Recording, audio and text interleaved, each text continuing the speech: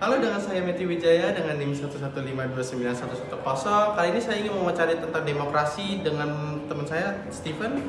Oke, untuk pertama, bagaimana penerapan demokrasi di Indonesia menurut Steven? Demokrasi di Indonesia ditetapkan dalam bentuk demokrasi Pancasila, yaitu sistem demokrasi yang berdasarkan nilai Pancasila seperti musyawarah, keadilan sosial, dan penghormatan terhadap hak asasi manusia. Oke, untuk yang kedua, apa peran rakyat dalam sistem demokrasi? Rakyat berperan dalam memilih wakil rakyat, mengawasi jalannya pemerintahan, menyampaikan aspirasi, dan menaati hukum yang berlaku. Yang ketiga, apa akibat jika prinsip demokrasi tidak diterapkan dalam suatu negara? Akan terjadi kewenangan, perpecahan, pecah belah, adu politik, adu domba, segala macam. Pokoknya bakal chaos banget yang di Indonesia. Oke, yang terakhir, apa hubungan antara demokrasi dan hak asasi manusia? Oke, saya percaya bahwa demokrasi itu menjamin terlindunginya suatu hak asasi manusia, karena di dalam demokrasi tersebut, sistem ini itu individu akan memiliki hak yang sama di mata hukum dan pemerintahan seperti sila kelima, yaitu keadilan sosial bagi seluruh rakyat Indonesia. Kali ini saya ingin menanyakan soal yang nomor satu, apa pengertian demokrasi menurut Anda? Menurut saya sebenarnya demokrasi itu sistem pemerintahan, yaitu ada kekuasaan tertinggi di mana pemerintahan itu mengatur suatu keberadaan rakyatnya dan juga negaranya untuk tertib bagaimana negara itu akan berlangsung untuk kehidupan lingkungan dan negara. Oke, yang kedua saya menanyakan siapa yang pertama kali memperkenalkan konsep demokrasi?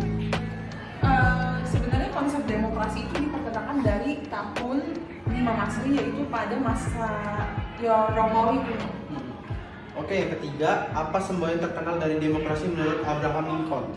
Menurut Abraham Lincoln ya, government of the people, by the people, and for the people. Jadi pemerintahan dari rakyat untuk rakyat, di mana pemerintahan sendiri itu akan dipilih oleh rakyat sendiri. Nah, yang keempat, sebutkan ciri-ciri negara demokrasi.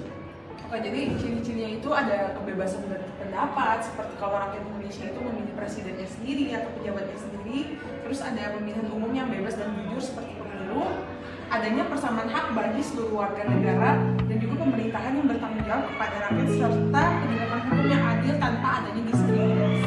Oke, yang kelima dan yang terakhir, seperti apa perbedaan antara demokrasi langsung dan tidak langsung?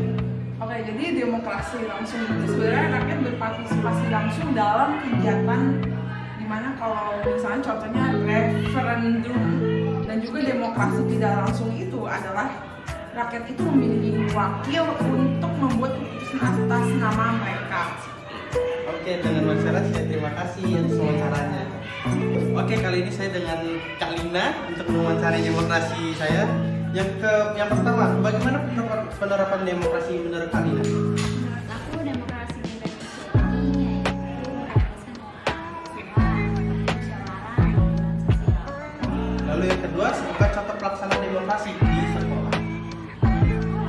Ya seperti memilih ketua kelas. Lalu yang ketiga, apa peran rakyat dalam sistem demokrasi?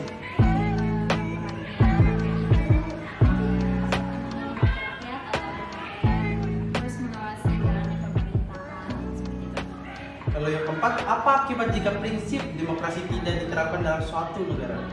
Akan terjadi salah menggunakan kuasa, seperti yang tinggi akan merendahkan yang di bawah.